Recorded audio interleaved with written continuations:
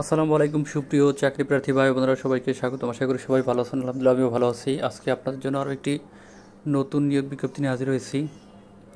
স্বাস্থ্য ও পরিবার কল্যাণ মন্ত্রণালয়, স্বাস্থ্য শিক্ষা ও পরিবার কল্যাণ বিভাগ তারা একটি নিয়োগ বিজ্ঞপ্তি প্রকাশ করেছে, যেখানে আবেদনের সময়সীমা, আবেদন শুরুর তারিখ আগামী 10ই এপ্রিল 2025 খ্রিস্টাব্দ সকাল 10 ঘটিকা এবং আবেদনের শেষ সময়সীমা 30 এপ্রিল 2025 খ্রিস্টাব্দ বিকাল 5 ঘটিকা।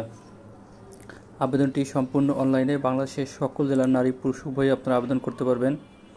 আবেদনের ক্ষেত্রে বয়স সীমা 18 থেকে 32 বছর। তো চলুন আমরা সার্কুলারটি দেখে নেই। আপনারা দেখতে পাচ্ছেন 60 মুদ্রাক্ষরিক কম্পিউটার অপারেটর, 13 গ্রেডের একটি জব। এখানে পদসংখ্যা 6টি। এখানে শিক্ষাগত যোগ্যতা স্নাতক বা সমমানের ডিগ্রি।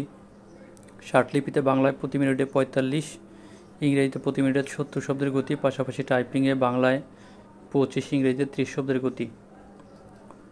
2 নম্বর পদটি হচ্ছে কম্পিউটার অপারেটর। এখানে বেতন গ্রেড 13, পদসংখ্যা 3টি। এখানে শিক্ষাগত যোগ্যতা বিজ্ঞান বিভাগে স্নাতক বা সমমানের ডিগ্রি, পাশাপাশি টাইপিংয়ে বাংলায় 25, ইংরেজিতে 30 শব্দের গতি। 3 নম্বর পদটি ক্যাশিয়ার। এখানে বেতন গ্রেড 14, এখানে পদসংখ্যা 1টি। শিক্ষাগত যোগ্যতা বাণিজ্য বিভাগে স্নাতক ডিগ্রি।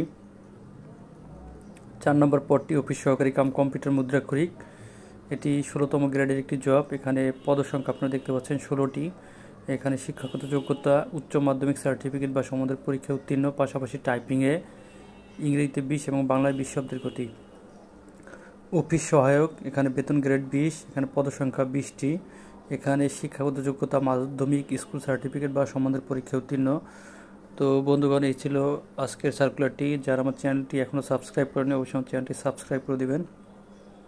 তো ধন্যবাদ, সবাই ভালো থাকবেন। আল্লাহ হাফেজ।